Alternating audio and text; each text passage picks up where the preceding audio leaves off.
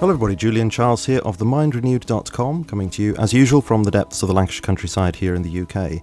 Today is the 22nd of July 2015 and I'm delighted once again to welcome to the programme Dr. Paul Craig Roberts, very well known to listeners of The Mind Renewed and one of the most highly sought after commentators on geopolitics and economics in the alternative media. Dr. Roberts' career has spanned academia, journalism, business and public service.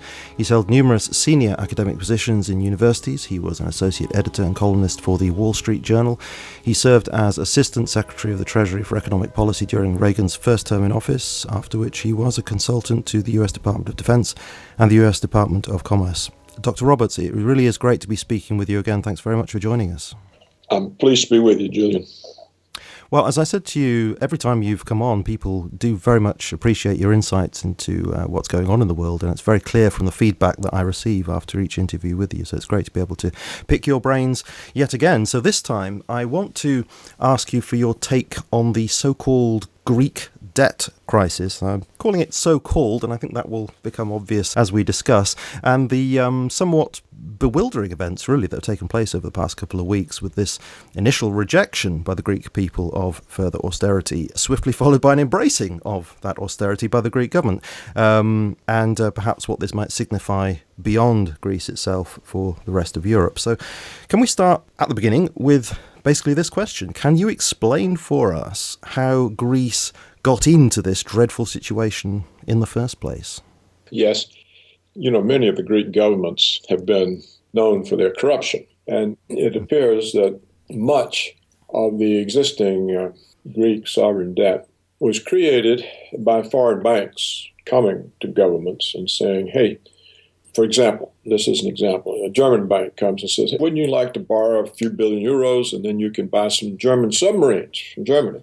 And by the way, here's a bag full of money for going along with the deal. So a great deal of the loans never came into the Greek economy. The Greek government was there collecting a fee for indebting Greece so that, for example, German manufacturers could get orders. So that's the origin of a lot of this.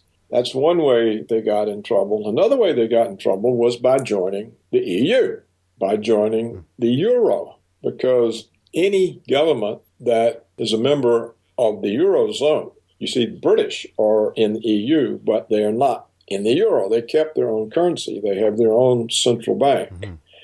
So the British government can finance itself, but not the governments that are dependent on the euro, because they can't print euros. They essentially don't have a central bank, and so they cannot finance themselves.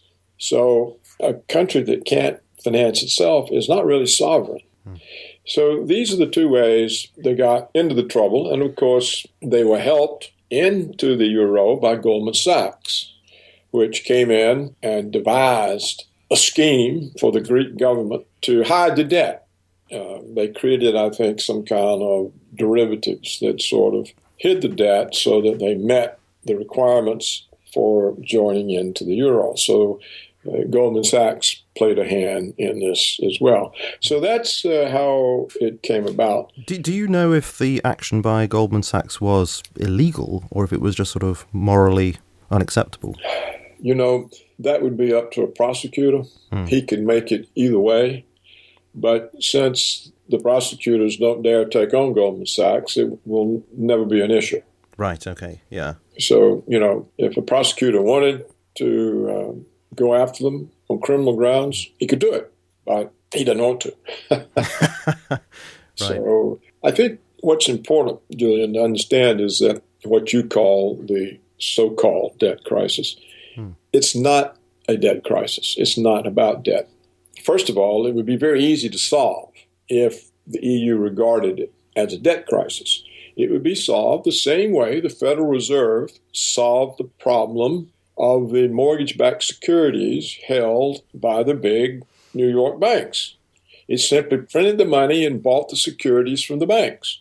So the securities moved from the banks, where they were a problem for the solvency of the banks, to the Federal Reserve's balance sheet, where they're not a problem for anything. They just disappear. So that would be the European Central Bank actually buying that debt. The European Central Bank could buy, they wouldn't need to buy all of the Greek debt, just the amount that would comprise a haircut so that the remaining amount could be serviced by the country. See, the problem is the size of the Greek debt. It's too big for the economy to bear. And therefore, the central bank would only need to buy that percentage that brought the debt down to a level that the country could service. They don't do this because the debt crisis is being used by the EU and by the 1% to establish two new principles. One principle is creditor banks are no longer responsible if they make bad loans. So if a bank overlends to an entity that can't pay, particularly if that entity is a sovereign state, then the bank is not responsible, but the citizens of that country are responsible. And they can be forced to pay by forcing down their pensions, forcing down their salaries, forcing down employment, cutting back their social services, and forcing the country to sell off national assets. So you say, so you say this is established as a principle then. This is what you as an economist would call moral hazard, presumably, but this would be on a massive scale. Well, see, the way you traditionally deal with over-indebtedness is part of it is written down. But what they're saying now is, no, that's an old rule. The new rule is the people in the country, they are forced into lower living standards, thus freeing resources to pay the creditors. So if this is established as a principle, then presumably this gives greater freedom to creditors in future to think to themselves, well, look, we can make any ridiculous loan and behave totally irresponsibly because we know that we're going to be bailed out in some way, in the end, by the people of that country. Yes, and it's not so much that they're bailed out. They will intentionally get countries over-indebted so that they can loot the countries. See, the solution that the EU is imposing on Greece allows the 1% to loot Greece. Greece has to sell water companies to outside private interests, most likely customers of the banks, of the creditor banks. They have to sell their ports. They've got to sell protected national islands. So these assets are then bought up on the cheap. But then what happens to the Greeks' water bill? I presume that goes up. It goes up. Yes. That's right. That's Oh. exactly right. So it's an alliance between the creditors and the looters, who are, for the most part, their customers. So does this echo the kind of thing that John Perkins talked about in his book, The Confessions of an Economic Hitman? He describes this system where you have these massive loans made for, I don't know, infrastructure projects of various kinds with all sorts of promises attached to it. And then, that money's paid to corporations, perhaps US-based corporations, to do the work. And so you get these highways being built, power plants being built, and there are these reckless promises about, the GDP is going to pay everything off. And then, of course, the debt can't be dealt with. And so then the IMF steps in to help by imposing the very kinds of things you just talked about, taxes and privatization, asset stripping, perhaps one might call it. Yeah, that's exactly what it is. They're just now taking the IMF conditionality agreements, widely used in Latin America, and they're now applying it to Europe, in fact, to their own members. I mean, the EU is now doing this to itself. So it shows how desperate. Apparently, there's no money to be made except through looting. So now the EU is starting to loot itself. It's looting Greece and, of course, Italy, Spain, Portugal are waiting. I think Ireland's already been looted. They tried to loot Iceland, but tiny Iceland fought them off. It's good for them. I mean, John Perkins describes it as a corporatocracy, a global corporatocracy in being built. So, I mean, you say that it's the EU doing it, but, I mean, would you say that it's the EU as just a kind of arm of this corporatocracy? I said the EU is doing it to Greece. They're doing it to their own compatriots. See, when the Americans were doing it, it was to foreign countries in Latin America, Indonesia. But now you see the EU's eating itself. They're now eating up Greece. Then they'll turn and eat up Italy and Spain. So that's one principle. The other principle is to further centralize political power in Brussels. as opposed to the member states, because the consequence of the agreements Greece has been forced into is that they no longer have control over their own fiscal policy. The taxing and spend decisions are no longer decided by the Greeks. They're imposed from outside. And when this crisis started 4 or 5 years ago, the current head of the European Central Bank at that time, Trichet, said explicitly that the crisis would be used in order to further centralize power in Brussels and to move beyond the notion of a national state, to move Europe beyond the notion of a national state. So they can do this to all EU members that don't have their own money. And I think Britain and 1 or 2 other countries have their own money, but all the other members don't. And so they're vulnerable to ceasing to be sovereign countries. So those are the 2 real reasons, and it's why the Germans and the EU were so inflexible toward the Greeks, because they're not concerned about the debt. It's easy to deal with the debt. The debt is a weapon. It's a cloak for the real agendas. And the real agendas are those to establish those 2 principles. Well, I noticed that you mentioned Trichet in an article or something, and so I came across his, I think it was his retiring speech. It's from 2011, Today and the Day After Tomorrow, looking at the future as he sees it for the EU. And he says things along the lines of what you've just said there. So let me just quote from him. Quote, "First and foremost, every country in the euro area needs to keep its own house in order. This means responsible economic policies on behalf of governments and rigorous mutual surveillance of those policies by the Commission and member states, going beyond the indispensable surveillance of fiscal policies to encompass all aspects of the economy." And then he goes on to talk about a new concept of sovereignty, which seems to me from reading it like no sovereignty at all, really. Well, I actually quote him in my book, The Failure of Laissez-faire Capitalism. And he says that the realities are that joining the EU meant that you were no longer actually sovereign, that you did not have complete internal authority, because your affairs had to be conducted in a way that was consistent with the EU and consistent with the fact that the EU Central Bank would not support your debt. And he says on June 2nd, 2011, that the task is to bring Europe beyond a strict concept of nationhood and the traditional practice of protecting debtors. Whether a country can afford to pay its debts is no longer a question of its budgetary condition if the country has public domain that can be privatized. So it's used, you see, to get rid of any vestige of public ownership. It's used for privatization, which is the movement of national assets into the hands of the 1%. That's why the debt crisis isn't resolved, because it could be easily resolved, as we've already discussed. And, of course, decimation of the very notion of democracy, because nobody within those countries can act in any way to make any difference to this, because it's just a kind of technocratic decision from the top. Exactly. The countries that joined the EU essentially joined an incipient fascist state. And they won't be able to get out because the United States won't allow it. Yeah, I want to ask you about that in a minute. But I think the thing that needs to be cleared up in my mind anyway is, I don't know whether you have an answer to this, but, why did Tsipras actually cave in to these demands? I mean, given that he did have this mandate from the Greek people to stand up against this, why do you think he actually said in the end, okay, well, let's go for it? Because the Greeks did not have a backup plan.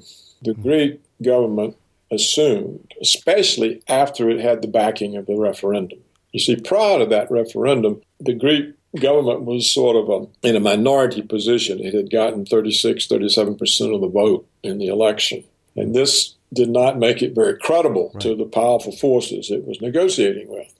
But the referendum then indicated that this was no longer a minority government, that it had the support of a majority of the country. And so with that support, what the Greek government thought was that their economic arguments and their facts and their evidence, they had already had 2 rounds of austerity. This was the 3rd round coming. So they had arguments and facts showing that what the austerity had done was to worsen the debt situation by driving down the economy so that the percentage of GDP comprised by the debt had gone way up. The economy has dropped 27%. That's like a depression. So they thought that the EU had some goodwill toward its own member states and that evidence would count. And so they had no backup plan. And when they found out that there was no goodwill toward them whatsoever, he said, I don't think the Greek government ever understood that the EU did not see this as a debt issue. It saw it exactly as I described. I don't think they understood that. And so when they went, they had no backup plan. Well, you can't just leave a monetary system when you don't have one, when you don't know how to put one back in place, when your banks are closed. In other words, it was an impossible situation for the Greek government. Yeah. People say, oh, he sold out, he betrayed the people. He literally had no choice. So where the Greek government went wrong was trusting the EU to have goodwill toward Greece. Right. Yeah, I get that impression from looking at the blog of Yanis Varoufakis, because he says that prior to this, they were the Prime Minister's headquarters, and they were saying things like, we're going to bring home a financially viable agreement. We're going to compromise, but we won't be compromised, he writes. We'll step back just as much as is needed to secure an agreement with the Eurozone. So there was that sort of positivity that now they had this, as you say, this mandate. They were very gullible and naive. They were very naive. They didn't understand what the whole issue was about. And they kept trying to work out how we can pay the debt. Well, that's not of any concern whatsoever to the EU. The EU doesn't want the debt paid. The worse trouble they get in, the more power the EU has over them. So the solution is what the EU wants, is to establish those two principles, that creditors are not responsible for their own bad loans, and the member states of the EU no longer have sovereignty over their internal fiscal policies. And that is the consequence, and that's what Europe wants out of this. They don't want to resolve some debt problem. Well, I must admit, Varoufakis' tone now is very strident, but he's talking about this being a kind of blackmail situation, really. You go along with what we say, or we're going to shut down your banks and cause absolute chaos, and he calls it a putschist and unimaginable aggression. Yeah, well, that's exactly what it is. And I laid all this out in this book, The Failure of Laissez-Faire Capitalism. I described exactly what the issue was, exactly how it would happen. I'm 100% right. They could have read the book before they went negotiating, but no one bothered. So what do you do now? Well, that's it. I mean, is it actually too late, do you think, for Greece to leave the Eurozone? Could they just change their mind? Well, just as the first round of austerity made it worse, and the second round made it further worse, the third round will make it worse. So it's not a solution. You see, this money doesn't go to Greece. It goes to creditors, or not even to the creditors, because I think a lot of the debt is no longer held by the creditors. For example, New York hedge funds bought up a lot of the debt when it was selling at discounted rates because of the fear it wouldn't be paid. They bought it as a speculation, expecting that it would all work out and they would get 100 cents on the dollar. The European Central Bank actually has some of the debt that it bought from the banks. The European Central Bank prints 60 billion euros a month. It's quantitative easing. They're using it to buy up troubled assets. So the creditors are not really the issue. The issues are what I said they are. Well, can I put something to you? This comes again from Yanis Varoufakis' blog, and this is to do with, what is the reason for this? And one of the things he puts forward on the blog is what he calls Wolfgang Schäuble's plan. And he says that this actually comes from Schäuble himself, that he's been told this. He says that Schäuble wants Greece to default on its debts, leave the Eurozone, because that would show that bailing out doesn't work, and the only thing that therefore does work is full federal union. So Greece would then be a kind of scapegoat, or a sacrifice, so that it could really clamp down on centralizing fiscal control. Do you think there's a possibility that might happen? Well, this could well be in the minds of the Germans, but the United States would not stand for it. So to come back to your previous question, we'll marry these two questions. Is it too late for Greece to leave? The only way Greece could leave would be to have its own currency. Well, how is it going to have its own currency when it has no reserves to protect it? If the Greeks just say, okay, we're out, we've got the drachma, speculators, the hedge funds, the European Central Bank, the Federal Reserve, they'll jump all over the currency and drive it down to zero. It'll be retribution, you see. So could they look to Russia for support? They would have to do something like that. Russia, China, the BRICS. But look now what this means. Here is the unraveling of the EU. It's the unraveling of NATO. What is important to Washington is NATO. It's the mechanism Washington uses to bring conflict to Russia. So they're not going to allow Greece to leave the EU. In fact, you may remember right during the crisis, Obama made statements that the EU should modify its demands on Greece and be more accommodating. You may remember that the American Secretary of the Treasury, Jack Lew, went to meet with the Germans and the EU, and he told them under no conditions will the United States accept Greece being driven out of the EU. Just forget it. It's not going to happen. So what the EU told Jack Lew, they said, look, Greece has a backup plan, so we don't have to give them concessions because they don't have an alternative. They have to stay. And so we don't need to give them concessions that Obama's calling for because we're not going to lose them. They have any way to leave. So it's true now that the Greeks have time. They could devise some plan if they could get the Russians, the Chinese to take the risk of angering Washington to that extent. But what would happen in that case? One of two things. Either the Greek government would be assassinated, or Washington would call up the EU Central Bank and say, you don't have any say about this. Print the euros right now and buy up the Greek debt, or else. So Greece will probably, in the end, get concessions, because without them, its situation is impossible, and it would have to leave. But Washington is not going to allow it to leave, and therefore Washington will impose concessions on the idiot Germans and on the European Commission.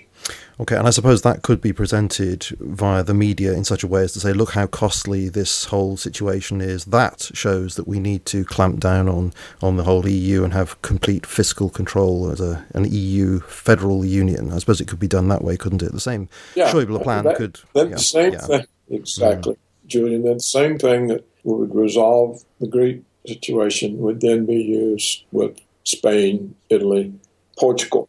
And, of course, the French are indebted. So you would end up where essentially every member of the EU, I don't know how the Germans would escape. So a creeping privatization of the whole EU. That's right, and the loss of any sovereignty of the member governments. It wouldn't be a Greek government anymore. There would be like a governor, say the governor of New York or the governor of Montana or Georgia or Alabama or Virginia. The countries would become provinces of the EU, and what our national governments would be like administrative vehicles for the EU. And that's where it's headed. That's what they're trying to achieve. That's what they're using the Greek sovereign debt crisis for. And I suspect that's what will happen because Washington is not going to risk NATO unraveling by Greece's departure. Because if Greece goes out and comes out of this, the Italians are going to say, why are we in it? Why are we staying in the Spanish and the Portuguese? And so the thing spreads, and then you find out that all of Southern Europe is now part of the Russian Eurasian economic. And Washington will not accept it. It will simply not accept it. And if Washington gives an order to Germany and to the EU, they're going to obey it. They don't have any choice whatsoever. And I suppose if Russia did actually succeed in giving some support to any of these countries, that would be seen as an act of aggression in its own right. Oh, yeah. Yeah, I think it'd be risky for the Russians. And it may be the reason they haven't acted. You know, it's actually in the interest of Russia and China to go to these countries and say, look, we'll pay you to leave. We'll support you because it's cheaper than the military buildup that the Americans are forcing on us. It's cheaper for us to pay your bills. How much do you need? Just tell us, and you leave.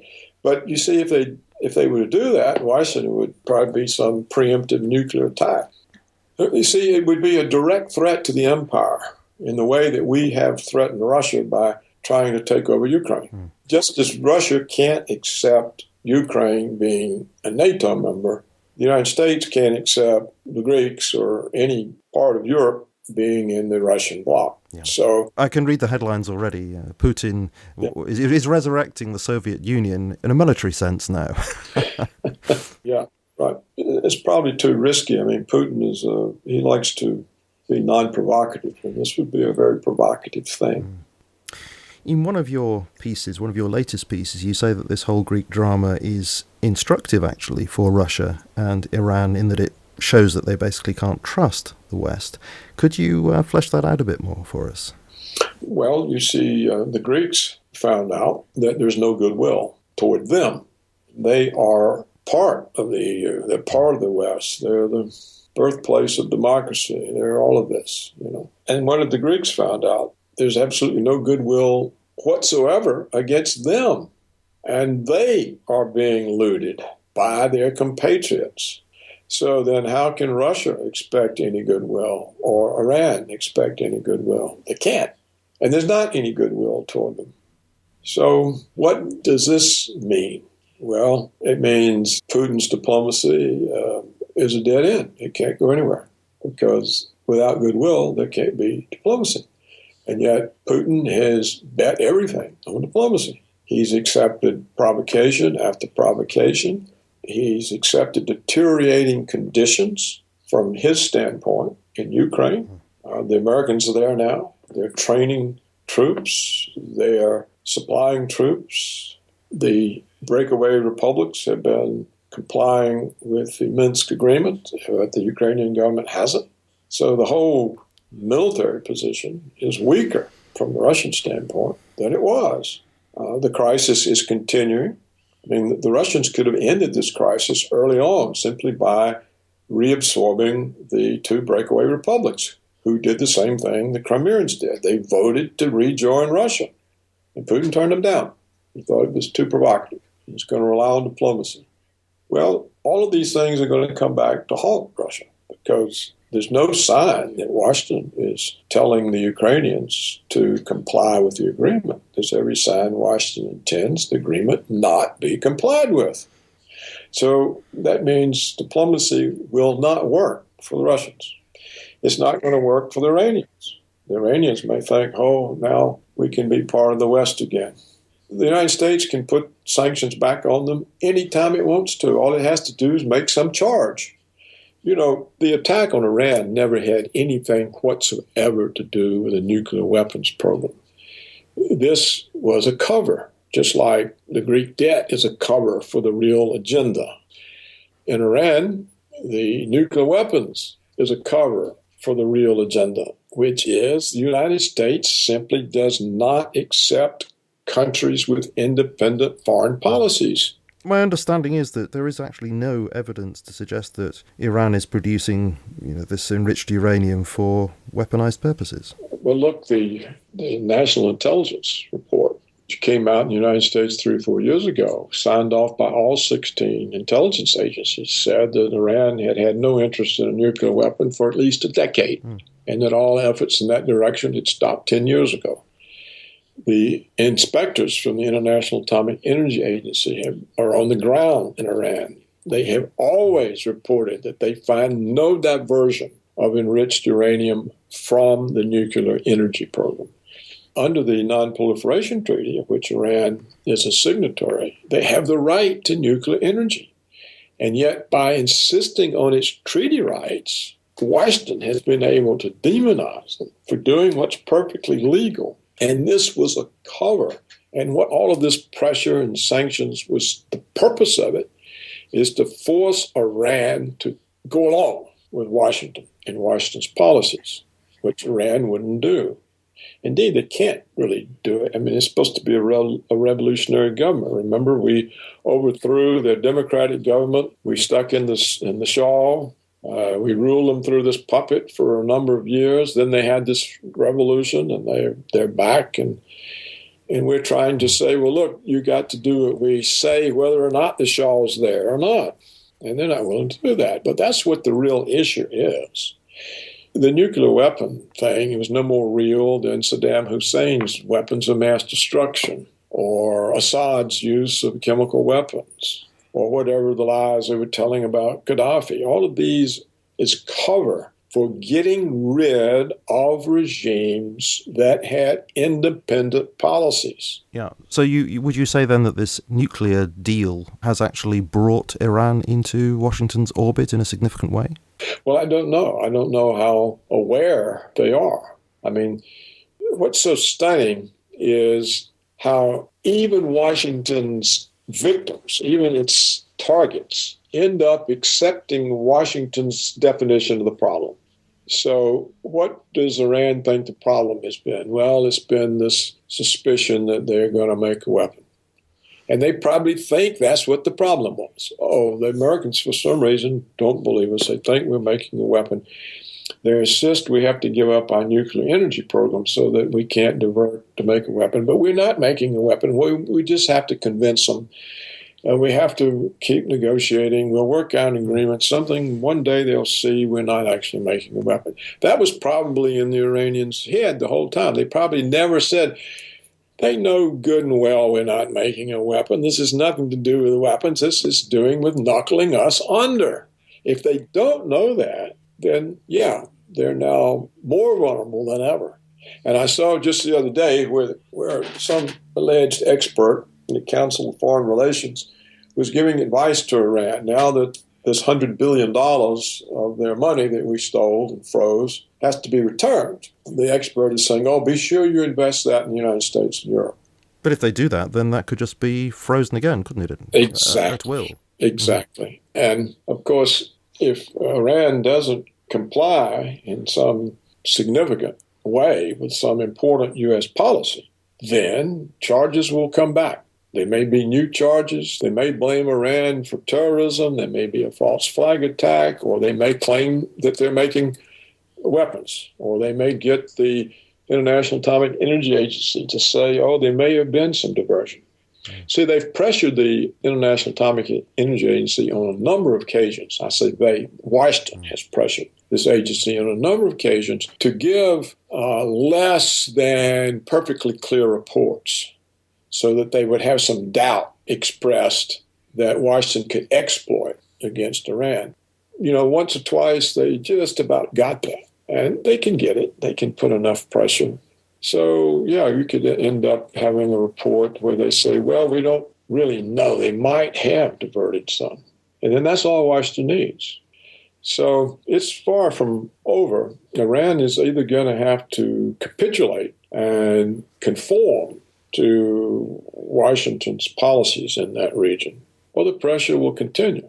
Or else the neoconservatives who control American foreign and military policies have to lose influence and be moved aside.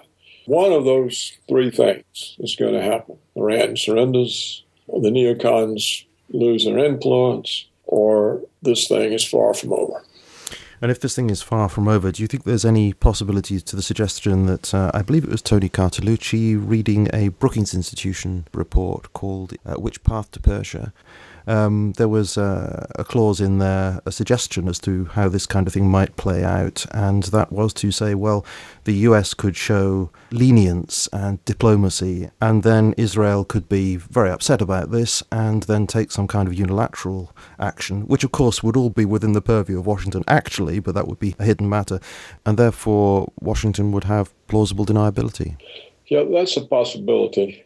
I don't know that Washington would use that other than a threat with Iran, because I don't think Washington really wants anybody acting independently of Washington or showing independent action. It might encourage the others. So if they let the Israelis do it, then other countries might think they can act independently.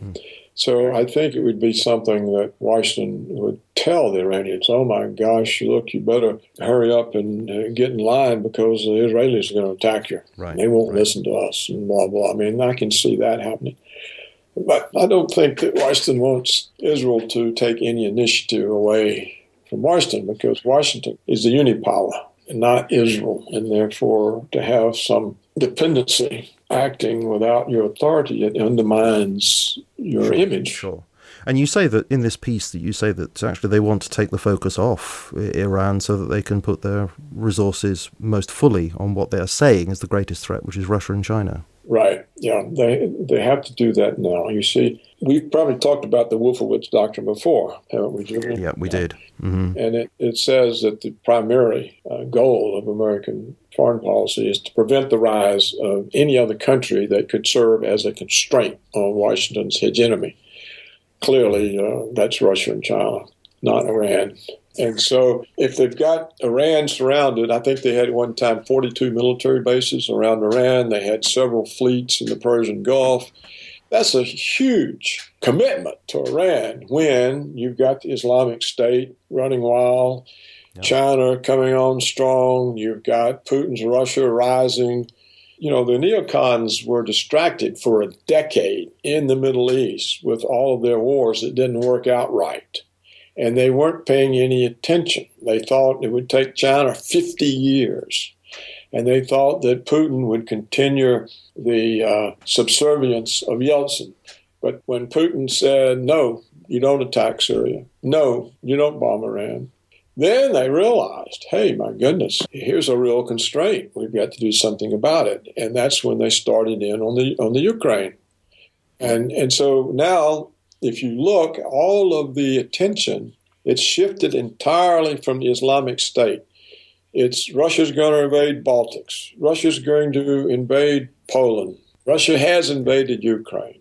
Do you think they could, Washington, in a sense, could leave Islamic State now to Iran?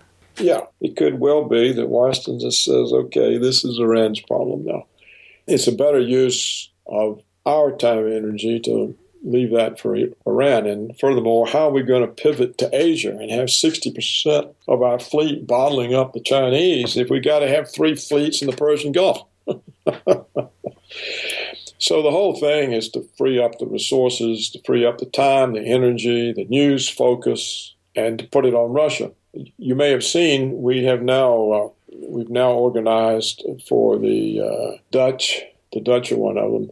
Poland, I think it is. The Dutch and the Polish are now going to create a propaganda agency that translates Washington's propaganda into Russian and beams it into Russia and into the Russian-speaking populations in Eastern Europe. You know, there are a lot of Russians there because it was a long time part of the Soviet Union. Right. So we're starting to ratchet up the propaganda war against Russia. We've got the Swedes convinced that they're going to be attacked. The Finns are convinced they're going to be attacked by Russia. The whole thing is ratcheting up, and you can see the focus is now on demonizing Russia. Do you think that Iran also plays into it in the sense that you can then cut off Europe from gas and oil supplies from Russia and shift that to Iran so you can isolate Russia in that sense as well? Yeah, I think that's also a hope in Washington. You see, Washington has never been happy with Europe's dependence on Russian energy. That's why they oppose that Russian pipeline that would come into Bulgaria. You know, they block that. That's why the Russians announced it's going to go under the Black Sea to Turkey to the Greek border, which is another reason Washington won't let the Greeks out of the EU.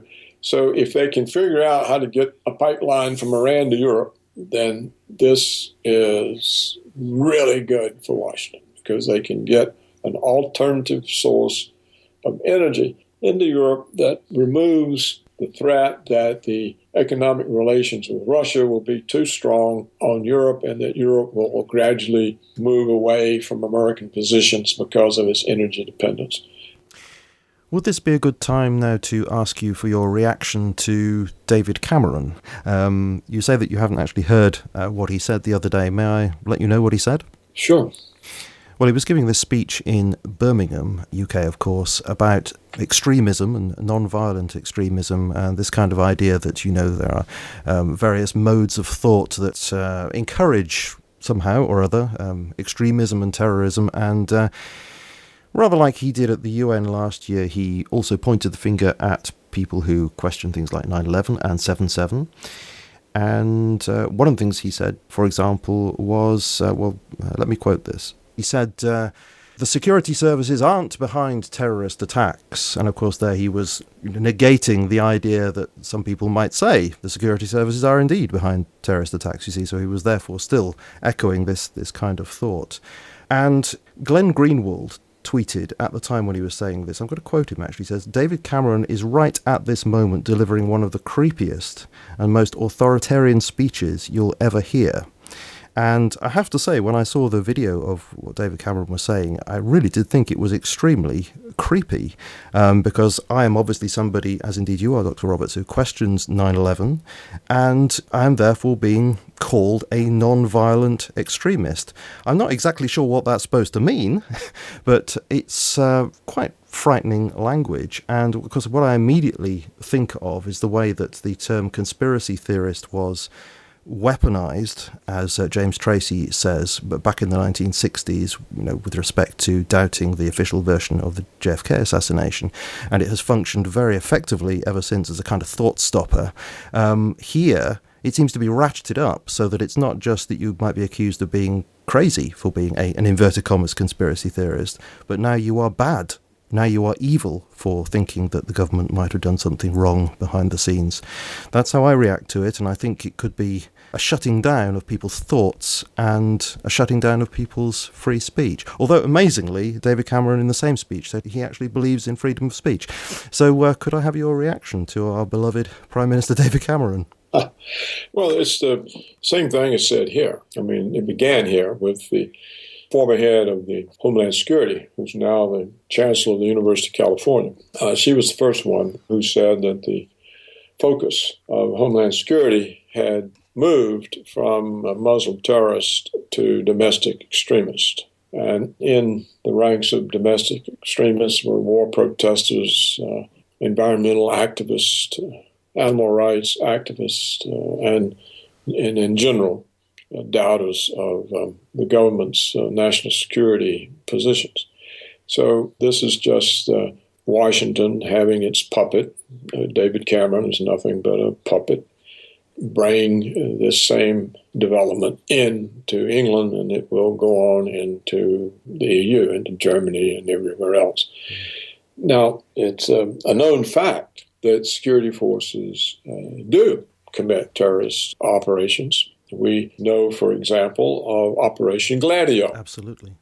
This was an operation of Italian and other Western intelligence services together with the CIA to blow up with bombs European women and children in order to blame local communist parties to undermine their electoral support.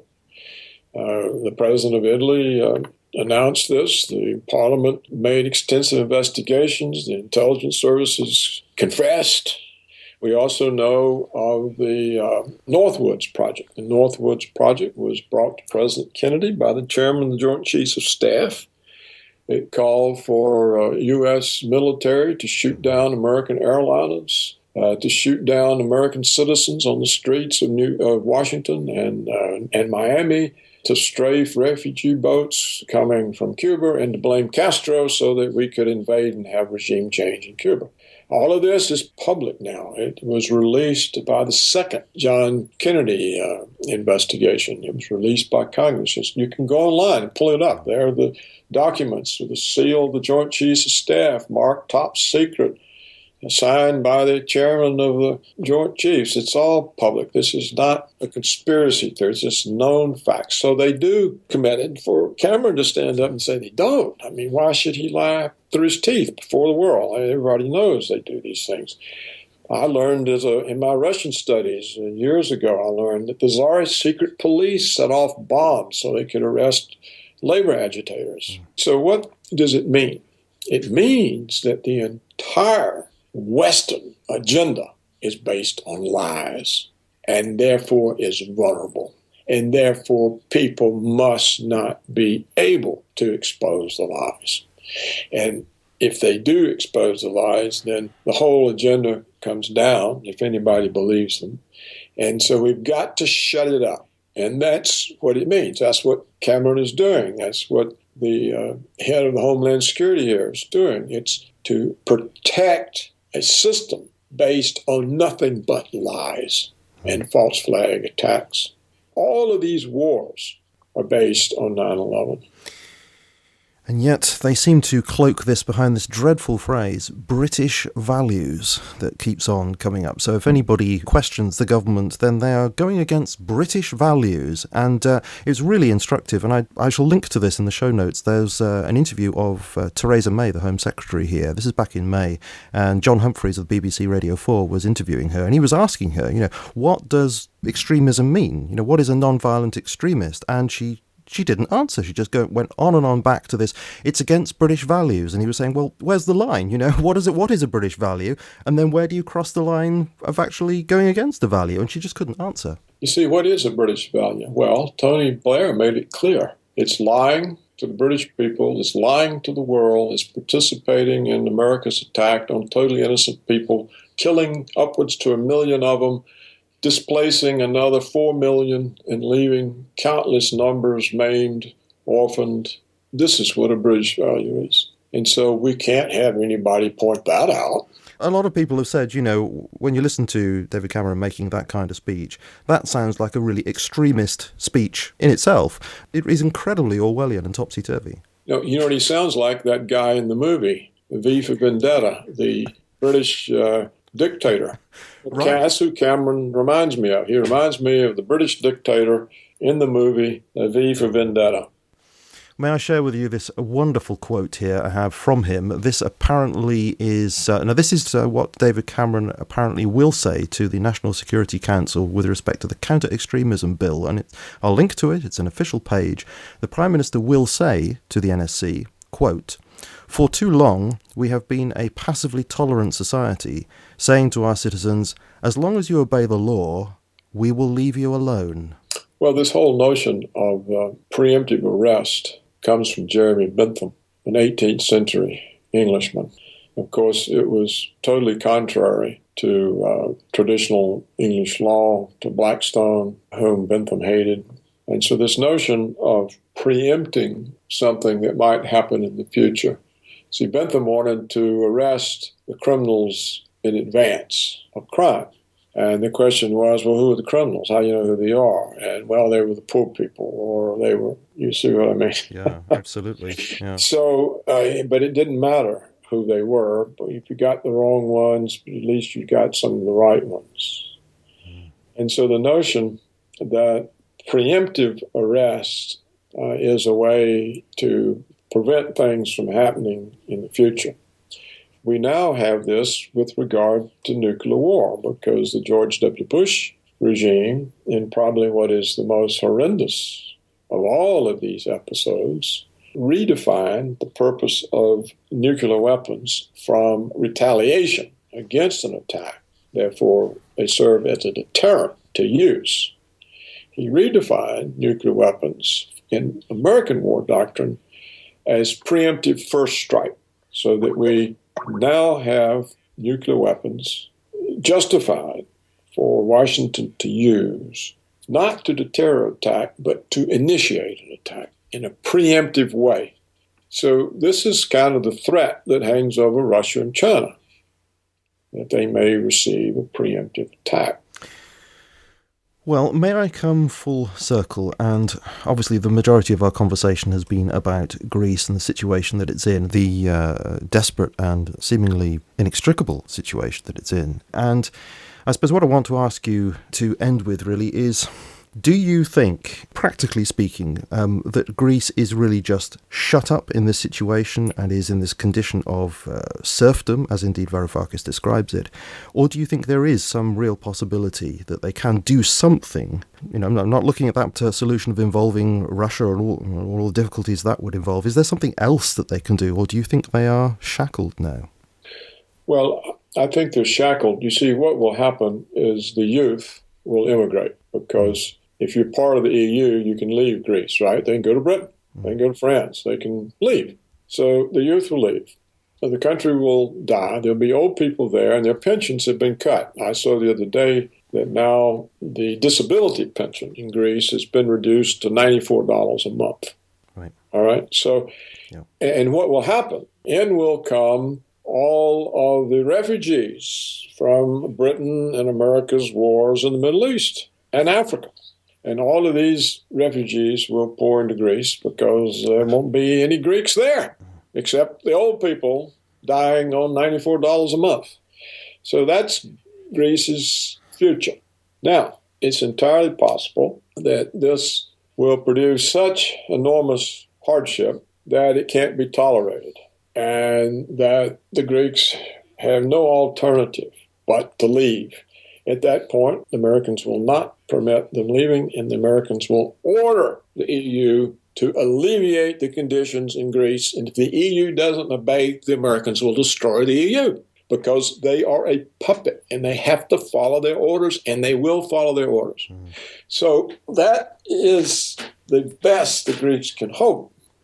And so if that plays out, then this whole process, the kind of Perkins process of privatization, which will creep across the whole of the EU, then we'll have the kind of thing that Varoufakis actually describes when he looks at the agreement, so-called agreement that's been reached, and he sort of removes the Orwellian language and the terminology, and he puts in red print what he thinks it actually means, and he lists all these foreclosures and liquidation and downward spiraling national debt, asset stripping, and no unions, no collective bargaining for pay or conditions, pensions destroyed, welfare destroyed. So that scenario there, which he describes, would play out across the whole of the EU, like a sort of growing gangrenous fasciitis. Well, that was obvious from the beginning, and a lot of people pointed that out, that if you join the EU, you were giving up your sovereignty. It's just like Trichet said. He says that EU interdependence, quote, means that countries de facto do not have complete internal authority. The Greek thing is leading to what he calls the second stage, which would make this de facto loss of sovereignty de jure. Right. So what is a de facto gift of your sovereignty becomes enshrined in law. And so this leads to a second stage of central intervention, which would now come into play. European Union authorities would exercise an authoritative say in the formation of the country's economic policies.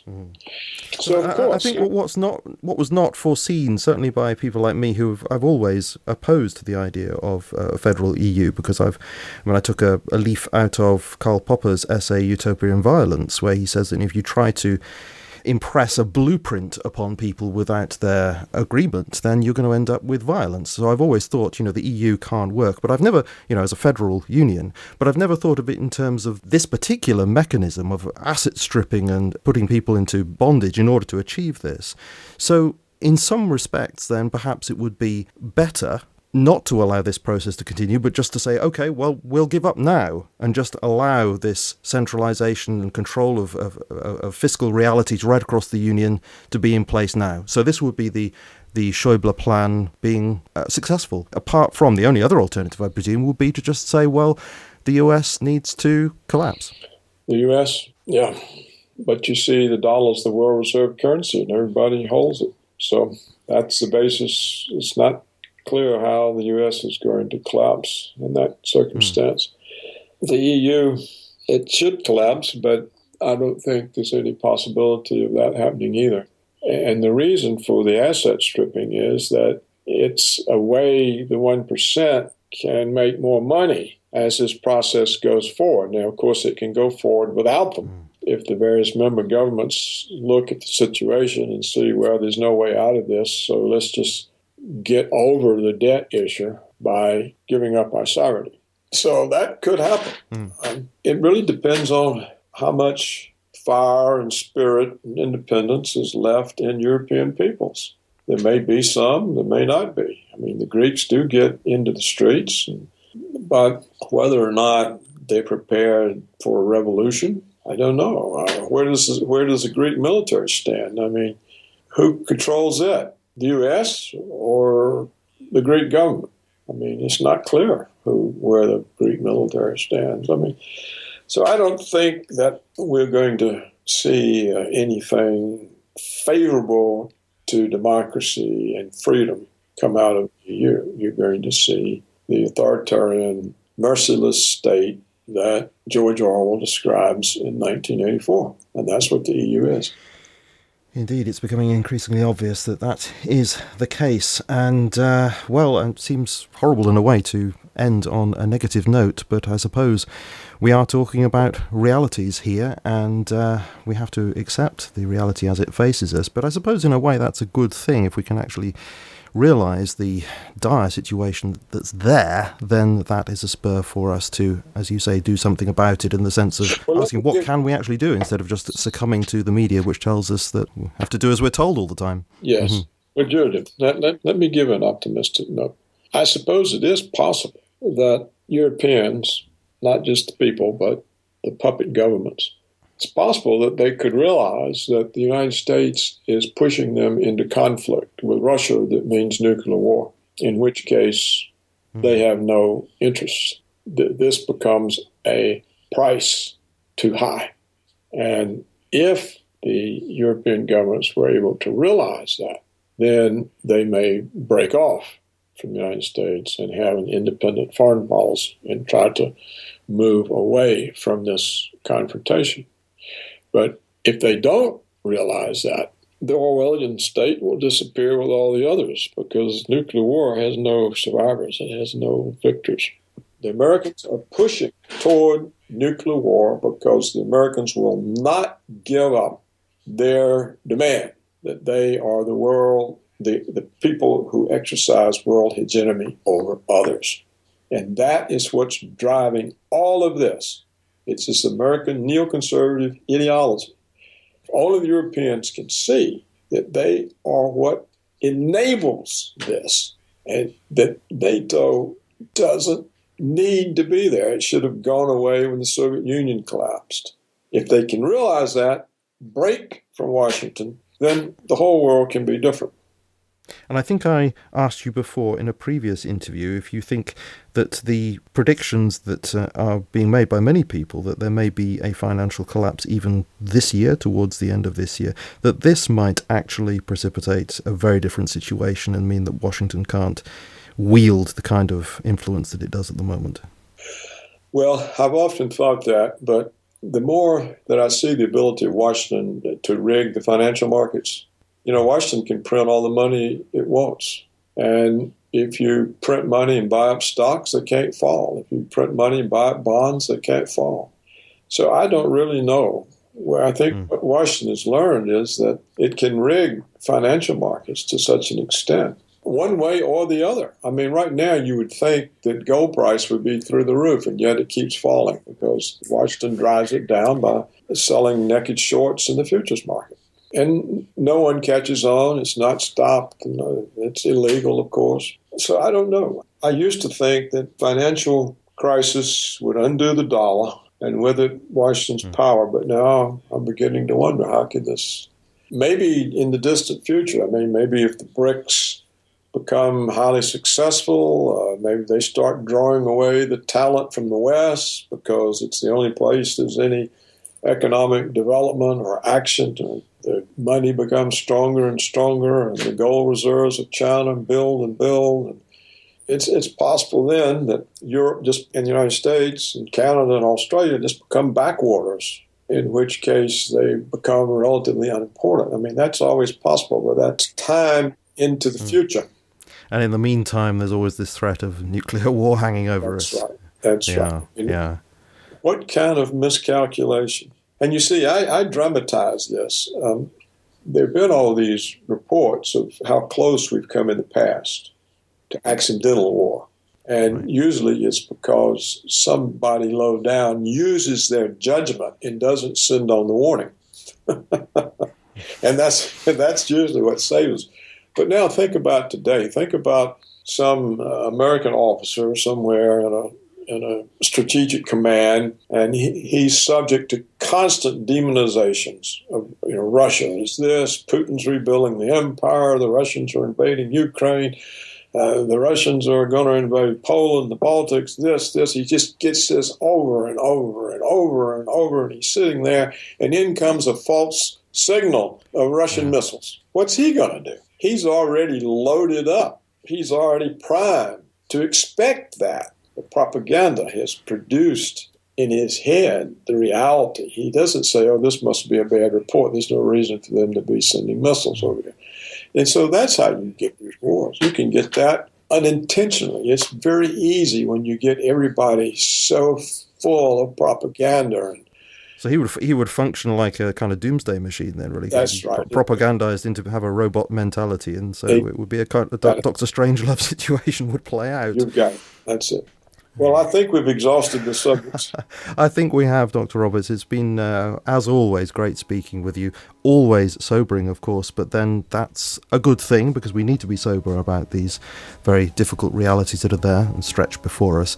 So it has been wonderful speaking to you. Thank you very much indeed for coming on the show again, and I very much look forward to speaking to you again. Okay, Julian, I look forward to it too. It's always a pleasure to talk to you. You're so well-informed and perceptive, and I very much appreciate your commitment to truth. Thank you, and I yours. Thank you. Well, thank you for listening. Please do visit us at the website themindrenewed.com, where you will find over 100 programs, interviews and episodes on a wide variety of subjects of interest and concern from over the last couple of years, very many of which continue to be relevant to the current time. And if you go to the Topics tab, you'll find the programs organised in convenient categories for easy access to the things that you might be interested in. And if you found this programme or any other that you listen to on The Mind Renewed interesting and useful, and you think that others might be interested in hearing it too, please do share it via social media or even good old-fashioned word of mouth. And if you use iTunes, please do consider leaving a comment and rating, for which I would be very grateful.